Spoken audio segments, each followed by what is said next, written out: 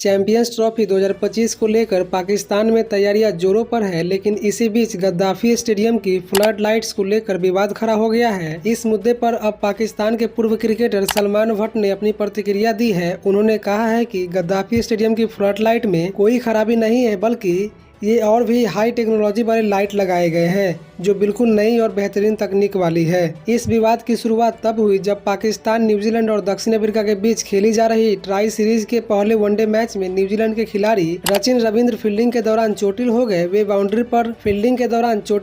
वे boundary line पर खड़े थे और एक कैच पकड़ने की कोशिश कर रहे थे, लेकिन गेंद उनके माथे पर लग गई। इस घटना के बाद रचिन ने कहा कि फ्लड लाइट्स की तेज चमक के कारण वे गेंद को ठीक से नहीं देख पाए और इसी वजह से वे चोटिल हो गए। इस मैच में न्यूजीलैंड ने शानदार प्रदर्शन करते हुए पाकिस्तान को 78 रनों से हरा दिया, लेकिन इस जीत के बाद भी फ्लड लाइट की गुणवत्ता को लेकर विवाद शुरू हो गया। कई क्रिकेट के जानकारों और पूर्व खिलाड़ियों ने इस मामले पर अपनी प्रतिक्रिया और राय दी है। आपको बता दें, पाकिस्तान के पूर्व क्रिकेटर और कप्तान सलमान भट्ट ने एक पाकिस्तानी न्यूज चैनल को दिए इंटरव्यू में इस मुद्दे पर अपनी प्रतिक्रिया दी है। उन्होंने कहा कि क्रिकेट में इस तरह की घटनाएं होती रहती है, लेकिन इसका यह मतलब नहीं है कि स्टेडियम की फ्लड लाइट को दोष दिया जाए और उसे खराब कहा जाए। उन्होंने उदाहरण देते हुए कहा कि भारत के कटक में स्थित बारावती स्टेडियम में भी फ्लड लाइट को लेकर समस्या आई थी। 17 में जब भारत और इंग्लैंड के बीच वनडे मैच हो रहा था, तब स्टेडियम की फ्लड लाइट अचानक से बंद हो गई थी और मैच कुछ देर तक रुका था। लेकिन क्या इसका मतलब यह है कि बारावती स्टेडियम खराब है? बिल्कुल नहीं। इस तरह गद्दाफी स्टेडियम की फ्लड लाइट में कोई समस्या नहीं है। सलमान भट्ट ने आगे कहा कि जब न्यूजीलैंड के बल्लेबाज 150 किलोमीटर प्रति घंटे की रफ्तार वाली गेंदों पर छक्के मार रहे थे, तब तो फ्लड लाइट में कोई दिक्कत नहीं थी, लेकिन जब रचिन ने बाउंड्री पर गेंद को जज करने में गलती कर दी तो अचानक से फ्लड लाइट पर सवाल उठने लगे। उन्होंने कहा कि यह पूरी तरह से रचिन की गलती थी कि वे गेंद को सही तरीके से जज नहीं कर पाए।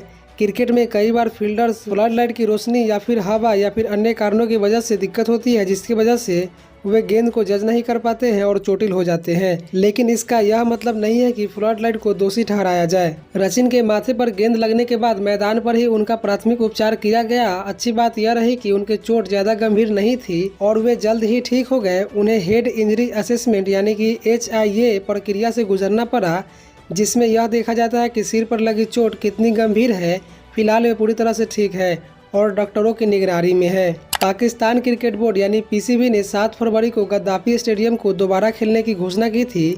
बोर्ड ने बताया कि यह स्टेडियम अब पहले से ज़्यादा आधुनिक है और बेहतर हो गया है। इसमें नई फ्लड लाइट और हॉस्पिटैलिटी बॉक्स, अधिक दर्शकों को बैठने की सुविधा, इलेक्ट्रॉनिक स्कोरबोर्ड और टॉप लेवल के LED टावर लगाए गए हैं। PCB यानी पाकिस्तान क्रिकेट बोर्ड के मुताबिक यह पूरा नवीकरण सिर्फ 117 दिनों में पूरा किया गया, जो एक रिकॉर्ड समय है। इस घोषणा के बाद PCB ने दावा किया था कि स्टेडियम की सुविधाएं अब वर्ल्ड क्लास है और चैंपियंस ट्रॉफी के सभी मैच बिना किसी परेशानी के खेले जा सकते हैं। कुल मिलाकर दोस्तों, अगर देखा जाए तो गद्दाफी स्टेडियम की फ्लड लाइट पर यह सवाल और विवाद अब एक बड़ा मुद्दा बन चुका है। रचिन रविंद्र की चोट के बाद कई लोगों ने लाइट की गुणवत्ता पर सवाल उठाए, लेकिन पाकिस्तान के पूर्व क्रिकेटर सलमान भट्ट ने इसे पूरी तरह से खारिज कर दिया।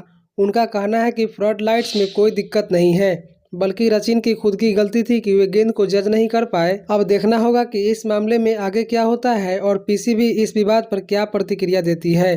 फिलहाल चैंपियंस ट्रॉफी के सफल आयोजन के लिए पाकिस्तान बोर्ड ने पूरी तैयारियां कर ली है, लेकिन इस तरह से विवाद की वजह से उनके लिए नई चुनौतियां खड़ी कर सकती है। वैसे दोस्तों, आपको ये जानकारी कैसा लगा हमारे कमेंट सेक्शन में जरूर बताइए। साथ ही में अगर आपको ये वीडियो अच्छा लगा है तो वीडियो को लाइक करके हमारे चैनल को सब्सक्राइब कीजिए और आप चाहे तो इस वीडियो को अपने दोस्तों के साथ भी शेयर कर सकते हैं।